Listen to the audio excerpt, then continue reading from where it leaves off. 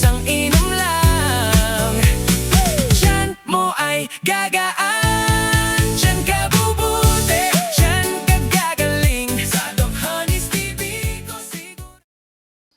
Magandang araw mga kababayan. Po si Dr. Fernan Mina, isa pong alternative medicine doctor. Since 2010, tayo po ay ina-apply ang latest na panggagamot ngayon dito sa Pilipinas na tinatawag na traditional complementary integrative medicine, na kung saan kung meron po kayong mga iniinom na mga gamot ay hinahayan po natin, pinagsasama po natin doon sa nakagawian na panggagamot po natin dito sa ating bansa. So, ang ating pong clinic, ang Doc Honey's Tibicos Wellness Center ay matatagpuan sa 2E Quezon Plaza, malapit po sa MRT Quezon Avenue. So, bukas po tayo, alas 8 ng umaga hanggang alas 5 ng hapon.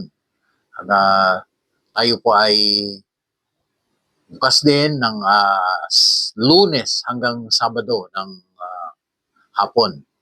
So, hanggang alas 5 lang po yun.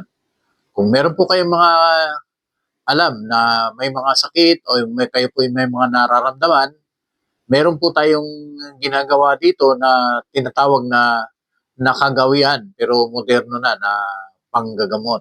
Ito po yung pagte-testing natin. Pero ang maganda po siguro kung pupunta kayo dito sa ating klinika, dalhin po ninyo ang inyong mga laboratory result upang mabasa po natin at mabigyan po kayo ng mas magandang advice.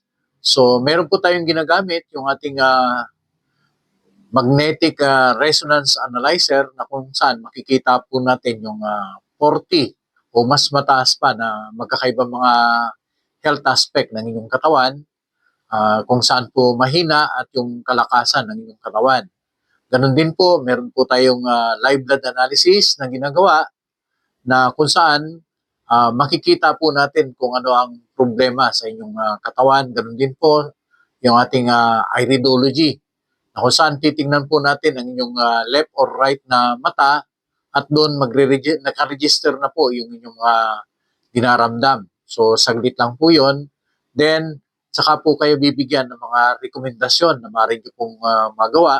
At meron po tayong mga iba't iba na modalities ng panggagamot dito. Number 1, meron po tayo ng tinatawag na auricular acupuncture, na kung saan yung mga medyo natatakot po sa needle, meron po tayong yung air seeds na kapalit niya, ganun din, mabilis po yung effect, kaya subukan niyo po ang mga panggagamot na to. Ganun din yung ating cupping therapy, o yung bintosa kung tawagin po nila. At meron din po tayo mga ginagawa na colon cleanse. So dito lamang po ginagawa sa ating klinika, araw-araw po yan. Sa mga kaibigan po natin na nais na mapanatili ang kanilang kalusugan habang nagkakaedad po sila, huwag po nating antayin na magkasakit po tayo bago po tayo kumilos. Maganda na po na iiwasan natin na magkasakit bago po tayo magkaroon ng problema, para hindi po tayo magkaroon ng mas malala pa na dinaramdam dahil sa lala po ng sitwasyon ng ating paligid. Yung sa tubig po natin, yung sa hangin na nalanghap po natin, yung pag-init ng panahon. Kaya marami po sa panahon na to ang mga nai-stroke, nagkakasakit sa puso, nagkakaroon ng cancer.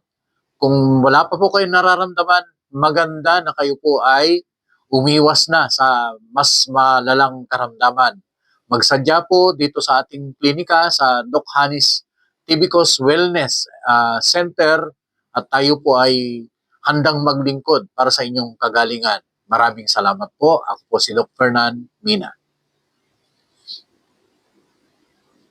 Araw-araw alagaan ng loob, para sa kalusugan ito ang sagot. Simple lang, isang inom lang. Tiyan mo ay gagaan.